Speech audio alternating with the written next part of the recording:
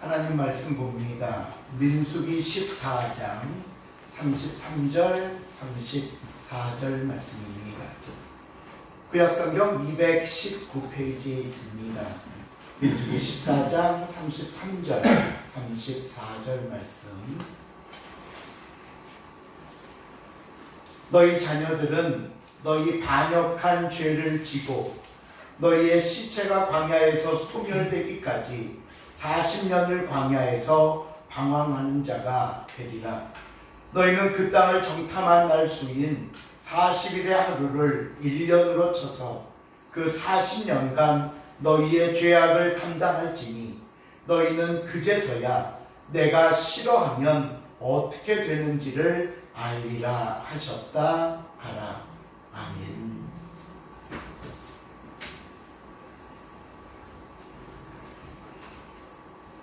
지난 시간에 가나안 땅을 정탐하고 돌아와 보고하는 정탐꾼들의 이야기를 들었습니다. 그들이 가나안 땅에서 본 것은 세 가지였습니다. 하나는 그 땅의 아름다운 포도송이었고, 다음은 그곳에 사는 아낙 자손인 거인 족속들이었습니다. 그리고 세 번째는 그 거인 앞에 서 있는 메뚜기 같은 자신들의 모습이었습니다. 이 보고는 기대와 소망을 품고 있던 백성들에게 가나안 땅은 우리가 들어갈 수 있는 곳이 아니다라는 절망과 포기를 안겨주는 충격적인 내용이었습니다. 하지만 여호수아와 갈렙의 이야기는 달랐습니다. 10명의 정탐꾼의 보고가 모두 사실이지만 그래도 그보다 더 중요한 사실은 하나님이 우리와 함께 하신다는 것이었습니다. 하나님이 우리 편이시니, 하나님께서 우리에게 그 땅을 약속하신 것이니 반드시 가나안 땅에 들어가게 하실 것이다. 그러니 하나님을 믿고 가자 외쳤습니다. 백성들은 누구의 말을 따랐을까요? 민수기 14장 4절에 보니까요, 그들은 애굽으로 다시 가자라고 하더니 새로운 지휘관까지, 모세가 아닌 새로운 지휘관까지 세워서 돌아가려고 합니다. 또 그 뒤에 나오는 14장 9절 10절을 보면요, 하나님을 믿고 가보자고 말하는 여호수아와 갈렙을 향해 돌로 치려고 했습니다. 이것이 정탐꾼들의 보고를 받고 행동한 이스라엘 백성들의 반응이었습니다. 사실 이런 반응은 어느 정도 이해가 되는 상황입니다. 우리라도 실망하고 낙담했을 겁니다. 이 분풀이를 위해 누구라도 붙잡고 화를 내고 싶은 심정이었을 겁니다. 그러니 지금 오늘 우리가 여기 앉아서 이 백성들을 바라보면서 쉽게 이렇다 저렇다 말할 수 없는 정말 난감한 상황에 놓여있던 것입니다. 그렇다면 이런 백성들을 하나님은 어떻게 다루실까요? 오늘 본문인 민수기 14장 30절을 보시면요, 이렇게 말씀합니다. 여분네의 아들 갈렙과 눈의 아들 여호수아 외에는 내가 맹세하여 너희에게 살게 하리란 땅에 결단코 들어가지 못하리라. 못 들어간다. 정탐꾼으로 참여했던 사람 중에 갈렙과 여호수아 딱 두 사람만 제외하고는 백성들은 가나안 땅에 들어가지 못할 것이라고 말씀합니다. 그러면 가나안 땅에는 이 두 사람만 들어가고 모두 못 들어간다는 얘기인가? 그 다음 31절입니다. 한번 읽어볼까요? 시작. 너희가 사로잡히겠다고 말하던 너희의 유아들은 내가 인도하여 너희이니 그들은 너희가 싫어하는 땅을 보내니와 사로잡히겠다고 말하던 너희 유아들은 들어가게 하겠다.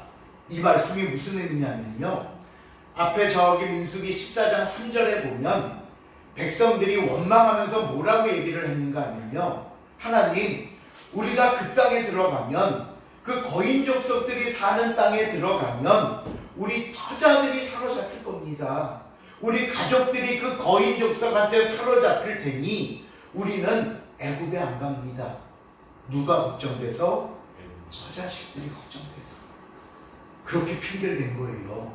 그러니까 하나님께서 그 말씀을 받아가지고 바로 너희 자녀들은 너희가 반역한 죄를 지고 너희는 시체가 광야에서 소멸되지만 너희 유아들은 가나안 땅에 들어가게 하겠다 말씀하는 겁니다. 우리는 처자식이 걱정돼서 못 들어갑니다 했더니, 너희가 그렇게 걱정하는 너희의 자녀들, 또 유아들은 가나안 땅에 내가 들여보낼 거야. 그러면 너희가 뭐 하게 된다? 걱정하게 되니까. 사실 이건 반어법이죠. 그러면서 또 한 가지 민수기 14장 33절에 너희의 자녀들은 너희 반역한 죄를 지고 너희의 시체가 광야에서 소멸되기까지 몇 년을? 40년을 광야에서 방황하게 되리라. 그러니까 생각해 보세요. 지금 같이 광야에 있는 사람들 중에 자녀들만 들어가야 되니까 기존 세대들은 모두 죽어야 하는 거 아닙니까? 그래서 너희 세대가 광야에서 소멸되기까지 40년 동안 광야를 헤매게 될 것이다 말씀했던 겁니다. 지도를 한번 보십시오. 여러분 보실 때 왼쪽에 있는 지도, 이 왼쪽에 있는 지도는 바로 지난번에 봤던 겁니다. 요 바란 광야 가데스 바네아에서 이쪽 가나안 땅을 향해서 정탐꾼들을 보냈던 것이고요. 그 다음에 그 옆에 있는 지도는 바로 요 파란 박스를 확대한 것입니다. 요 가데스 바네아에서 정탐꾼을 보냈다가 빨간 화살표를 보시면 이렇게 광야에서 방황을 해서 이렇게 동그라미처럼 쳐져 있는 것을 보게 될 겁니다. 바로 40년 동안 광야에서 방황하리라는 말씀 때문에 저 오른쪽 위로 올라가야 가나안 땅임에도 불구하고 그들은 올라가지 못하고 다시 광야를 맴도는 여정으로 돌아가게 되는 겁니다. 그래서 민수기 14장 25절에 보면요, 하나님이 이 부분을 가리켜서 너희는 내 길 돌이켜 홍해길을 따라 광야로 들어가라고 말씀하는 장면이 나오게 됩니다. 이렇게 해서 가나안 땅 목전까지 왔던 백성들은 정탐꾼의 보고에 실망하고 원망했다는 기존 세대들, 그리고 그들은 가나안 땅에 들어가지 못하게 되었고, 남은 자녀들은 그 세대는 40년을 채우기 위해 광야길로 다시 돌아가게 되는 것입니다. 여러분, 하나님의 이런 결정과 행동에 대해 어떤 생각이 드십니까? 혹시 정말 너무한다는 생각은 안 드십니까? 정탐꾼 보고를 듣고 실망했다고, 원망 좀 하고 불평했다고, 정말 이러실 수 있습니까? 하는 생각은 안 드십니까? 그렇다면 왜 하나님은 이렇게까지 하셨을까요? 그리고 오늘 이 결정을 통해 저와 여러분에게 주시고자 하는 교훈은 뭘까요? 하나님께서 이런 결정을 하신 가장 중요한 이유가 있습니다. 바로 본문 11절입니다. 한번 읽어볼까요? 시작. 여호와께서 모세에게 이르시되 이 백성이 어느 때까지 나를 멸시하겠느냐? 내가 그들에게 많은 이적을 행하였으나 어느 때까지 나를 믿지 않겠느냐? 제일 마지막 부분을 보시면요. 어느 때까지 나를 믿지 않겠느냐. 이 말씀이 대답입니다. 왜 하나님께서 이스라엘 백성들을 가나안 땅에 들이지 않으셨는가? 하나님을 믿지 않았기 때문입니다. 그렇다면 하나님의 어떤 모습을 도대체 믿지 않았다는 것인가? 첫째로 백성들은 하나님의 약속을 믿지 않았습니다. 우리가 지난 시간에 보았던 민수기 13장 1절과 2절을 보시면요. 하나님께서 모세를 통해 가나안 땅을 정탐하라고 명령하십니다. 왜 그런 줄 아십니까? 그 땅은 하나님께서 당신의 사랑하는 자녀들인 이스라엘 백성들에게 선물하신 만큼 아름답고 풍성한 땅이라는 것을 알리고 싶으셨기 때문입니다. 정탐꾼들이 보고 와서 그리고 정말 나중에는 백성들이 그 땅에 들어가서 하나님이 예비하신 이 선물을 받고 너무 좋아하고 너무 기뻐하고 감사하는 모습을 보고 싶으셨습니다. 그래서 그 땅이 얼마나 아름다운지 증거로 삼을 실과를 가져오라고 하지 않으셨습니까? 정탐꾼들의 보고를 들어도 이 부분이 분명히 나타납니다. 민수기 13장 27절에 보면요. 정탐꾼들이 돌아와서 이렇게 말합니다. 모세에게 말하여 이르되 당신이 우리를 보낸 땅에 간즉 과연 그 땅에 젖과 꿀이 흐르는데 이것이 그 땅의 과일입니다. 과연 그 땅에 젖과 꿀이 흐르답니다. 정탐꾼도 인정했습니다. 결국 이 모든 이야기는요. 하나님은 거짓말을 하지 않으시는 분이다.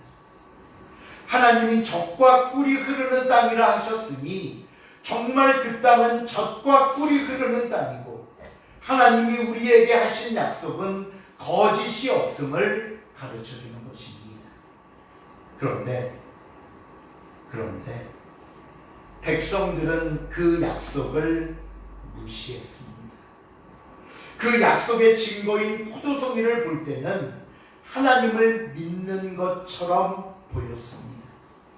그런데 곧바로 이어지는 부정적인 이야기들에 무너지더니 결국에는 하나님의 약속을 믿지 못하는 백성들이 되어버린 겁니다. 우리가 앞에서 읽었던 11절 말씀 중에 하나님이 이렇게 말씀하셨죠. 이 백성이 어느 때까지 나를 멸시하겠느냐. 이 말씀이 바로 너희는 내가 하는 나의 약속도 믿지 못하고 나를 거짓말쟁이로 만들어 나를 멸시하고 있다고 하시는 말씀인 겁니다. 첫 번째, 하나님의 무엇을 믿지 못했다고요? 약속을. 두 번째, 백성들은 하나님의 능력을 믿지 못했습니다. 민수기 14장 22절입니다. 시작. 내 영광과 내 국과 광야에서 행한 내 인소를 보고서 이같이 여러 번이나 나를 시험하고 내 목소리를 청종하지 않는 사람들. 하나님께서 백성들을 애굽에서 인도해서 그리고 광야에 머무는 동안 수많은 이적을 행하셨습니다. 10가지 재앙을 통해 백성들을 나오게 하셨고요. 홍해를 가르신 것부터 시작해서 마라의 쓴물을 달게 하셨고 아말렉과의 전쟁에서는 모세가 손을 들고 있으면 전쟁에서 승리하는 기적도 보여주셨습니다. 그렇다면 여러분, 하나님께서 이토록 수많은 이적을 행하신 이유가 무엇일까요? 왜? 백성들이 보고 믿으라고. 무엇을? 내가 너희를 이렇게 가나안 땅으로 이끌어 드릴 수 있음을 믿으라고. 그런데 백성들은 때마다 하나님을 원망하고 일이 있을 때마다 불평하고 시험하면서 결국에는 하나님의 능력을 믿지 않았다는 것입니다. 여호수아와 갈렙이 정탐을 하고 와서 백성들에게 외친 게 뭡니까? 다만 여호와를 거역하지는 말자. 또 그 땅 백성을 두려워하지도 말자. 그들은 우리의 먹이라. 왜요? 그들의 보호자는 이미 그들에게서 떠났고 여호와는 우리와 함께 하십니다. 그러니 우리와 함께 하시는 하나님이 있으니 그 하나님의 능력이 함께 하시니 그들을 두려워하지 말라 하였지만 그들은 우리의 먹이인데 하나님이 함께 하시니 두려워할 필요가 없는데 하나님은 우리를 충분히 가나안 땅에 들어가서 살 수 있게 하는 능력자이신데 아무리 외치고 강조해도 백성들은 결국 하나님의 능력을 믿지 못했던 것입니다. 그렇다면 여기서 또 우리는 이런 질문을 다시 해볼 수 있습니다. 하나님의 약속, 하나님의 능력을 믿지 못한 것은 인정합니다. 이것은 우리의 잘못이라는 것도 시인합니다. 그런데 하나님, 그렇다고 가나안 땅에 못 들어가게 하신 것은 좀 너무한 거 아닙니까? 못 믿을 수도 있지요. 우리가 언제부터 완벽했나요? 이 부분이 오늘 말씀의 가장 중요한 부분입니다. 제가 처음 출애굽기를 시작하면서 이 출애굽의 여정은 우리 인생의 모습을 그리고 있다라고 말씀드렸고요. 또한 이 출애굽의 모습은 우리의 구원을 설명하는 모델이기도 합니다. 애굽의 노예로 살던 백성들에게 자유를 주시고 가나안 땅을 향해 가도록 하셨다는 것은요, 죄의 노예, 사탄의 노예로 살던 저와 여러분을 구원하셔서 하나님이 약속하신 저 천국을 향하게 하신 겁니다. 백성들이 광야의 길을 걸어 가나안 땅을 향해 가듯이 오늘 저와 여러분 또한 광야 같은 이 세상의 삶 속에서 천국, 본향을 바라보며 걷고 있습니다. 그리고 마지막 요단강을 건너 젖과 꿀이 흐르는 땅, 하나님이 약속하고 예비하신 가나안 땅은 저와 여러분이 마지막으로 들어갈 천국의 모형인 것입니다. 그렇다면 저와 여러분이 천국에 들어갈 수 있는 조건이 있다면 뭘까요? 그것은 믿음입니다. 우리에게 천국이 있다고 말씀하신 하나님의 약속을 믿는 믿음입니다.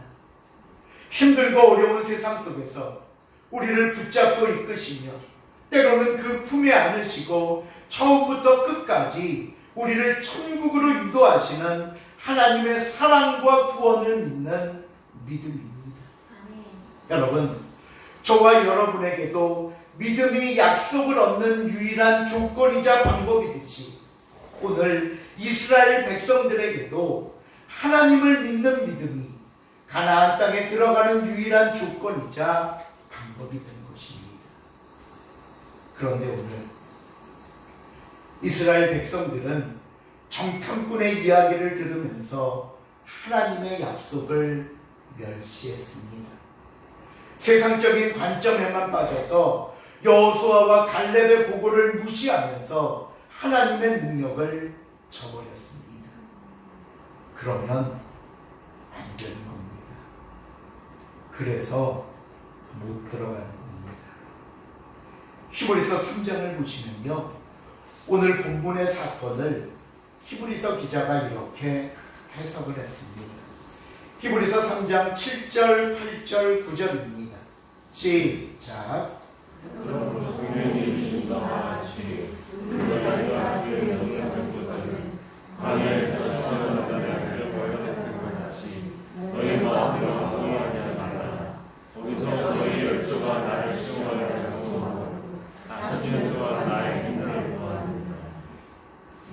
백성들이 마음을 완고하게 해서 완악하게 해서 하나님을 시험한 결과 그들은 40년 동안 광야를 다녔답니다.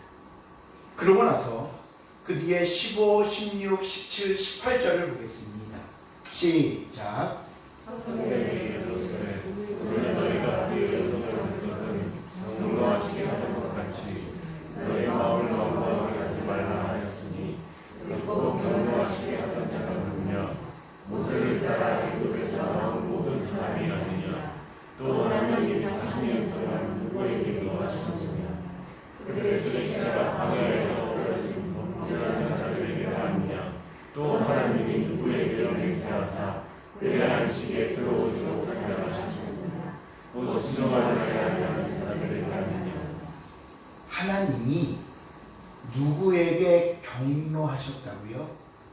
마음이 완고한 자, 그리고 순종하지 않는 자.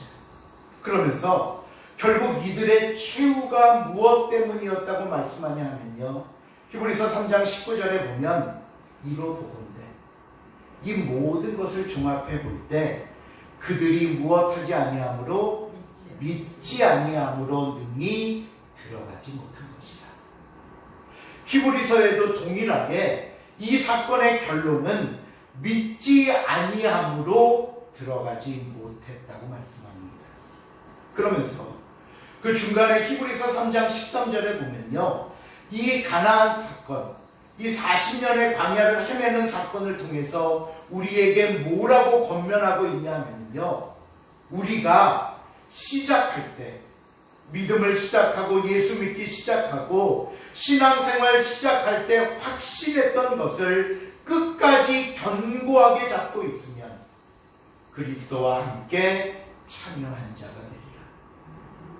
시작할 때 내가 확신했던 것, 내가 예수를 믿기로 결심하고 시작할 때 그 믿음의 확신을 말씀합니다. 여러분, 하나님의 약속과 은혜와 축복을 믿기로 결심하고 시작할 때 그 확신을 포기하지 않고 도중에 실망하거나 낙심해서 저버리지 않고 끝까지 견고하게 잡으면 우리는 예수 그리스도와 함께 약속의 구원에 참여하는 자가 될 수 있다는 것입니다. 끝까지 놓지 마십시오. 마음을 완고하게 하지 마십시오. 불순종하지 마십시오. 말씀을 맺습니다. 하나님께서 오늘 저와 여러분을 보시면서 가장 안타까워하는 모습이 있다면 무엇일까요? 그것은요, 믿음이 없다는 겁니다. 믿음이 있는 것처럼 보였는데 어려움이 오자 금방 무너져 버리더라는 겁니다. 하나님의 약속을 붙잡고 끝까지 가지 못하고는 또 원망하고 불평하고 좌절하고 낙심하더라는 겁니다. 여러분, 하나님을 붙잡으십시오. 하나님의 약속을 붙잡으십시오. 하나님의 능력을 붙잡으십시오. 오늘도 저와 여러분을 위해 쉬지 않으시는 하나님의 열심을 기억하시기를 바랍니다. 하나님이 하실 것입니다. 기도하겠습니다. 하나님이 약속하셨고 하나님이 이끌고 계시고 하나님의 능력이 주관하고 있음에도 불구하고 또 무너집니다.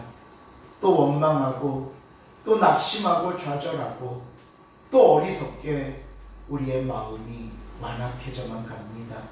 하나님, 용서하여 주시고 긍휼히 여겨주사 하나님의 말씀 안에서 다시 한번 주님 바라보며 순종하며 나가는 우리의 믿음과 삶이 되게 하여 주시옵소서. 감사드리오며 예수님의 이름으로 기도하옵나이다.